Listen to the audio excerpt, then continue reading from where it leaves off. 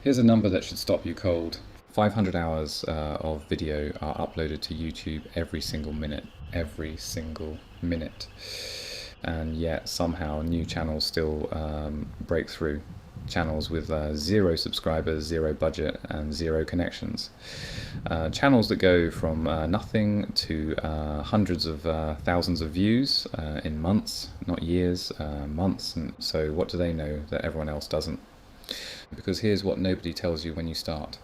Most channels don't fail because the content is bad, and they fail because the creator never understood what YouTube actually is. And once you see it, really see it, the whole game changes. By the end of this video, you'll know exactly why most channels are dead on arrival, what the platform actually rewards, and the specific moves that separate channels that compound from channels that flatline, including one counterintuitive strategy used by some of the fastest growing channels right now that goes against almost everything you've read about YouTube growth. Let's get into it. Part 1. The wrong question. Almost everyone starts YouTube by asking the same question. What should I make videos about? And that sounds reasonable, logical even. You need a topic, you need content. So you pick something you love or something you think is popular and you start filming. But that question right from the start sends you in the wrong direction, because the real question isn't what to make. The real question is, who am I making it for? YouTube isn't a broadcasting platform, it's a recommendation engine, a matchmaking algorithm that's constantly trying to connect the right video with the right person at the right moment. And if you don't understand who your right person is, specifically, precisely, deeply, YouTube has nothing to work with. The algorithm can't match you to an audience if you don't know who that audience is. Think about the channels you actually watch. Not the ones you subscribe to and forgot about, the ones you come back to, week after week. The ones where you genuinely feel like the creator gets you. No, those channels aren't talking to everyone, they're talking to someone, and that someone is you. That's not an accident, that's a decision made before a single video was filmed. So before you think about cameras or editing software or upload schedules, you need to answer one question with ruthless precision. Who is this channel for? It's not people interested in fitness, not business owners. Too broad.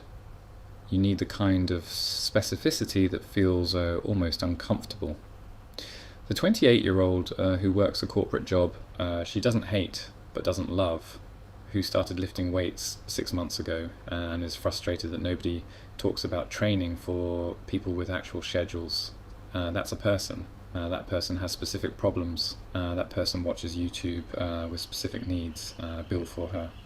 When you get this right, something interesting happens. Your content gets better, not because you're more skilled, because you're more focused. You stop trying to say everything and start saying exactly the right thing to exactly the right person. And the algorithm rewards that signal immediately. Part 2, the trap nobody warns you about. Now here's where it gets interesting. You've identified your audience, you've got your niche, you start making videos, and you watch the views come in, or more accurately, you watch them not come in. 100 views, 50 views, 37 views. You check your analytics obsessively, you read the comments, you ask yourself what you're doing wrong, and then someone tells you, just be consistent, post every week, give it time. So you do, you post every week for 3 months, 6 months, and the numbers barely move. Most people quit here, they assume YouTube isn't for them, or the algorithm hates their channel, or the niche is too competitive. But here's what actually happened. They confused activity with strategy. Consistency is not a growth strategy. Consistency is a prerequisite. Showing up every week just means you haven't quit. It doesn't mean you're getting better at the thing that actually drives growth on YouTube. And that thing, the one metric that overrides almost everything else, is click-through rate. Before anyone watches your video, they have to click on it. And the only information they have when making that decision is your thumbnail and your title. That's it. 2 seconds. A glance, yes or no. Your click-through rate is essentially your audience telling you, does this look interesting enough to stop everything I'm doing and watch right now? Most creators spend 95% of their energy on the content inside the video and maybe 5% on the packaging. The smartest creators flip that equation during their research phase. They spend enormous energy figuring out what combination of visual and verbal promise will make someone stop scrolling. Because here's the brutal reality, a mediocre video with a great title and thumbnail will almost always outperform a great video with a mediocre title and thumbnail. That's not cynical, that's how attention works. So test your titles, study your thumbnails, look at the channels in your niche that are growing, and ask, specifically, forensically, what is it about this image and these words that made me click? And then steal the principle. Not the execution, the principle. Part 3, the architecture of a video that holds attention. Let's say someone clicked and they're in, the video is playing. You have roughly 8 seconds before a meaningful percentage of those viewers leaves. 8 seconds. This is where most creators burn their own channel down without knowing it. So they open with an intro, a logo animation. Hey guys, welcome back to the channel. A brief explanation of who they are and what the channel is about. All of that gone. Cut it permanently. The first 8 seconds of your video have one job, prove that watching this was worth it. That's it. Nothing else. You do that one of 2 ways. You open with the most surprising or counterintuitive statement in the entire video. Or you open by making the problem your audience is dealing with feel so real and so accurately described that they lean forward and think this person understands exactly what I'm going through. So both of these are hooks, and a hook isn't a gimmick, it's a contract. And you're telling the viewer, stay here, because something worth your time is coming. After the hook, your job shifts. Now you have to maintain tension across the entire video. Yeah, this is the part that separates good YouTube from great YouTube. Think about how the best storytellers work. They never give you everything at once. They give you just enough to keep you hungry for the next piece. When a question gets raised, an answer is promised. But before the answer comes, a new question appears, and another, and another. The viewer is always slightly ahead of the resolution, always leaning into what's coming next. That architecture is what people mean when they talk about retention. It's not luck, it's not talent, it's structure, learnable, replicable structure. Every major section of your video should open with a tension and close with a resolution that creates a new tension. The viewer should never feel like they can stop, not because you're withholding information cruelly, but because each answer genuinely opens onto something more interesting. If you can build that into your scripting process, your average view duration will rise, your completion rate will rise. And YouTube's algorithm, which watches both of those numbers with extraordinary attention, will start pushing your video to more people.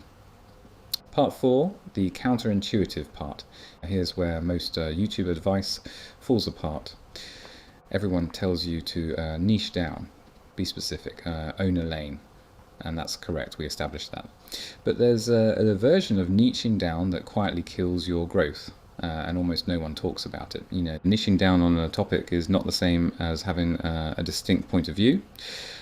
2 channels can be in the exact same niche, covering the exact same topics, producing videos that are technically indistinguishable in quality, and one will grow while the other stagnates. The difference almost every time is perspective. The channel that grows has a specific, slightly contrarian way of seeing things. It doesn't just explain what everyone else explains. It challenges a common assumption. It offers a frame that makes familiar information feel new. Think about the channels you'd describe as a must-watch in their field.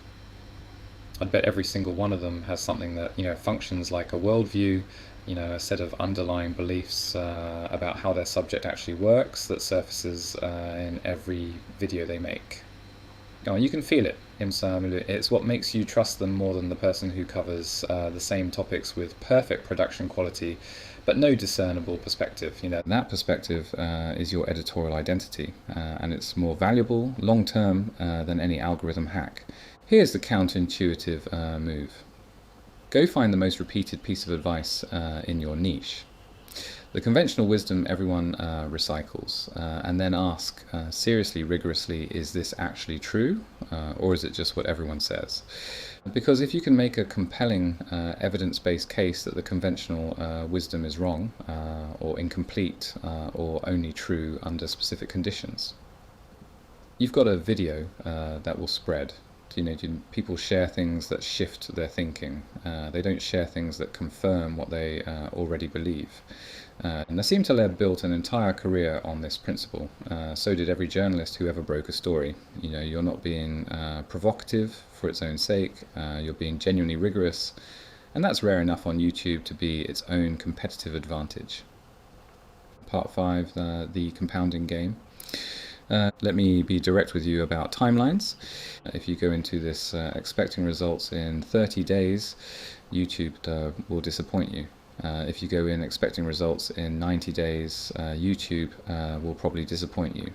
The channels that win on this platform, and not temporarily but durably, understand that YouTube is a compounding game. Here's what that means practically. Your first 20 videos are not for an audience, they're for you.